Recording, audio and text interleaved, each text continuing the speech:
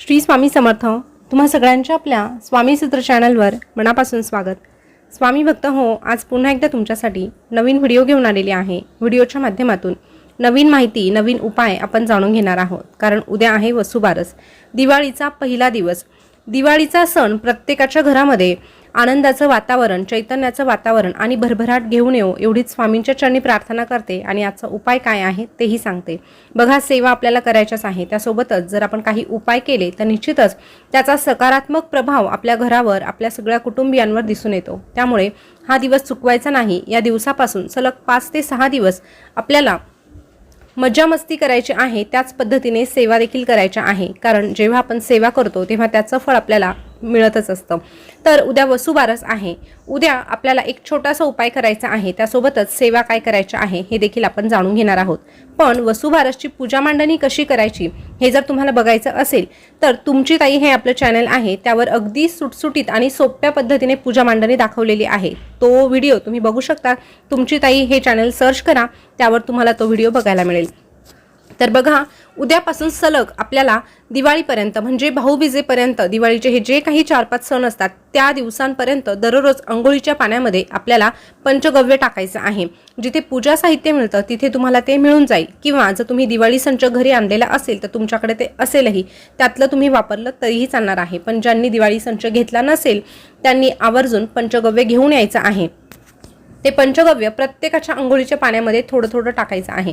त्याने आपल्या आरोग्यविषयक तक्रारी सुटण्यासाठी तर मदत होतेच, परंतु मानसिक अडचणी किंवा मानसिक बाधा, बाहेरची बाधा, नकारात्मक शक्ती जर आपल्यावर वावर करत असेल किंवा आपल्यावर त्याचा इफेक्ट होत असेल तर ते दूर होण्यासाठी आपल्याला मदत मिळत असते.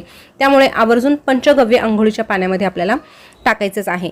या व्यतिरिक्त आपल्याला घरी तर वसुबारसची पूजा मांडणी करायचीच आहे. घरामध्ये जी कोणती तुमची धातूची, जी कुठल्या धातूची तुमच्याकडे मूर्ती असेल गायवासराची, तिची तर पूजा करायचीच आहे. पण जिवंत गायवासरू जर तुमच्या आजूबाजूला कुठे असेल, गोशाळा असेल तर तिथे जाऊन आवर्जून त्यांची पूजा करण्याचा प्रयत्न करा.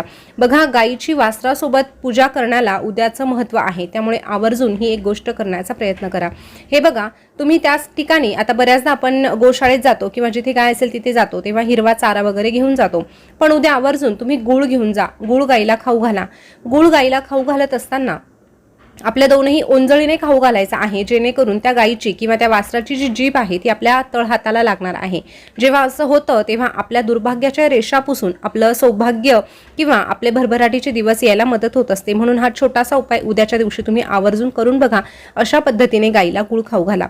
आता त्या ठिकाणी जर गायीची पूजा करायची झाली तर नक्कीच तुम्ही जर एखाद्या शेतकऱ्याच्या घरी जाणार असाल तर त्याच्या देखरेखीखाली तुम्हाला त्या गायीची पूजा करायची आहे, वासराची पूजा करायची आहे. कारण मुख्य जनावरं म्हटलं तर काहीही अपघात घडू शकतो. म्हणून ही स्वतःची काळजी आपल्याला घ्यायची आहे आणि मगच ही जी काही सेवा किंवा उपाय आहे ते करायचे आहे. आता गायीची पूजा करताना, वासराची पूजा करताना काय करायचं तर गायीच्या पायांवर थोडंसं पाणी टाकायचं. त्यानंतर गायीच्या कपाळाला हळदी कुंकू लावायचं, अक्षता अर्पण करायच्या आणि अशा पद्धतीने साधी सोपी गायीची पूजा करायची आहे. फार काही जास्त करण्याची गरज नाही. फुल न फुलाची पाकळी म्हणून आपल्याला जे काही करता येणार आहे ते आपल्याला करायचं आहे. गायीची पूजा केल्यानंतर वासराची देखील पूजा करायची आहे आणि दोघांकडे आपल्या घराच्या भरभराटीसाठी मनोभावे प्रार्थना करायची आहे. गाय म्हटलं तर 33 कोटी देवदेवतांचा वास असतो आणि म्हणूनच या गायीची वसुबारसच्या दिवशी पूजा केली जाते. जो कोणी अगदी विश्वासाने गायीची पूजा करतो त्याच्या घरामध्ये लक्ष्मी कायमस्वरूपी नांदत असते असं देखील म्हटलं जातं. तर बघा, पहिला जो उपाय सांगितला तो पंचगव्याचा आहे. त्यानंतर दुसरं म्हणजे गायीची पूजा करायची आहे, गायीला गूळ खाऊ घालायचा आहे. त्यानंतर तिसरी गोष्ट म्हणजे गायीची पूजा करून झाल्यानंतर आपल्याला गायीच्या पायाखालची थोडीशी धूळ किंवा थोडीशी जी माती आहे ती आपल्या घरी घेऊन यायची आहे. अगदी थोडीशी घेऊन यायची आहे, खूप घेऊन यायची गरज नाही. अगदी एखादा चमचा किंवा 2 चमचे एवढी भरेल इतकी माती आपल्याला घरी घेऊन यायची आहे. आता ह्या मातीचं काय करायचं तर बघा, गायीने त्या ठिकाणी पाय ठेवलेले आहे, तिथली जी माती आहे ती अतिशय पवित्र आहे असा शुद्ध भाव मनामध्ये ठेवायचा आहे. त्यानंतर ही जी माती आहे ती आपल्या घराच्या 4ही कोपऱ्यांना पसरवायची आहे किंवा थोडी थोडी टाकून द्यायची आहे. किंवा या व्यतिरिक्त जर तुमच्या घरामध्ये सतत आजारी पडणारी एखादी व्यक्ती आहे, तिला कितीही दवाखाने औषध उपचार केले तरी फरक पडत नसेल तर तिला झोपताना तिच्या उशाखाली ती माती एका पिशवीमध्ये ठेवून, प्लास्टिकच्या छोट्याशा पाऊचमध्ये ठेवून तिच्या उशाखाली आपल्याला ठेवायची आहे. किंवा घरामध्ये सतत नकारात्मकता वावरते असं वाटत असेल तर घरातील 4ही दिशांना तुम्हाला ती थोडी थोडी टाकायची आहे. किंवा घरामध्ये सतत जर कटकट होत असेल किंवा एखादी व्यक्ती अशी आहे की जिच्यामध्ये तुम्हाला खूप नकारात्मक बदल दिसून येतात. सुरुवातीला ती व्यक्ती चांगली होती, पण आता हळूहळू ती खूप निगेटिव्ह झालेली आहे किंवा खूपच विचित्र वागते असं जर तुम्हाला वाटत असेल तर तिच्या उशाखाली अशा प्रकारे गायीच्या पायाखालची धूळ किंवा माती तुम्हाला ठेवून द्यायची आहे. बघा, हा उपाय करून बघा. जेव्हा आपण विश्वासाने एखादी गोष्ट करतो तेव्हा सकारात्मक बदल हे आपोआप दिसून येतो. आता हा जो उपाय आहे तो आपल्याला वर्षातून एकदाच करायचा असतो, वसुबारसेच्या दिवशी. त्यामुळे उद्याच तुम्हाला हा उपाय करायचा आहे. आता या मातीचं नंतर काय करायचं तर हे बघा, जी घरामध्ये आपण चारही दिशांना टाकलेली आहे ती तर झाडल्यानंतर निघून जाणार आहे दुसऱ्या दिवशी, पण आता जी उशाखाली ठेवलेली आहे ती देखील माती आपल्याला दुसऱ्या दिवशी काढून टाकायची आहे. अंगणामध्ये तुमचं कुठे झाडे लावलेली असतील तर त्या ठिकाणी ती माती किंवा ती धूळ त्या झाडांच्या तिथे टाकून दिली तरीही चालणार आहे. शक्यतो आपल्या अंगणामध्येच टाकण्याचा प्रयत्न करा. अशा पद्धतीने आपल्याला हा छोटासा उपाय करायचा आहे.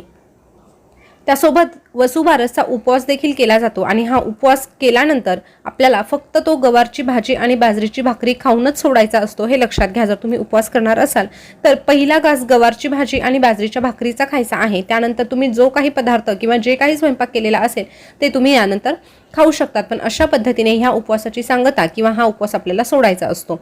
आता उद्या एकादशी देखील आहे आणि वसुबारस आहे. जर तुम्हाला वसुबारसेचा उपवास करायचा असेल आणि जर तुमची एकादशी देखील असेल तर मग मात्र तुम्ही एकादशीचा उपवास दुसऱ्या दिवशीच सोडायचा आहे, हे लक्षात घ्या. पण ज्यांनी फक्त वसुबारसेचा उपवास केला आहे त्यांना उद्या रात्री उपवास सोडता येणार आहे. तर स्वामी भक्त हो, उद्या दिवाळीचा पहिला दिवस आहे आणि वसुबारस म्हटलं तर ज्या ज्या गोष्टी करण्यासारख्या आहेत त्या तुम्हाला या व्हिडिओच्या माध्यमातून तसंच मागच्या व्हिडिओच्या माध्यमातून देखील सांगितलेले आहे. तर तसं करण्याचा प्रयत्न करा. या व्यतिरिक्त उद्यापासून दिवाळी सुरू होत आहे, त्यामुळे उद्यापासून आपल्याला घरामध्ये काही नियम आवर्जून पाळायचा आहे. जसं की आपल्या मुख्य दरवाजावर आपल्याला सकाळी शक्य होईल तितक्या लवकरात लवकर आपल्याला एक तुपाचा दिवा प्रज्वलित करायचा आहे. उद्यापासून दररोज उंबरठ्यावर हळदीचं लेपन करायचं आहे. दुसऱ्या दिवशी पुन्हा ते पुसायचं आणि पुन्हा नवीन करायचं आहे. असं नाही की मग पहिल्या दिवसाचं चांगलं दिसतंय मग आपल्याला नवीन करण्याची गरज नाही. तर ह्या 5-6 दिवसांमध्ये दररोज आपल्याला हे करायचंच आहे.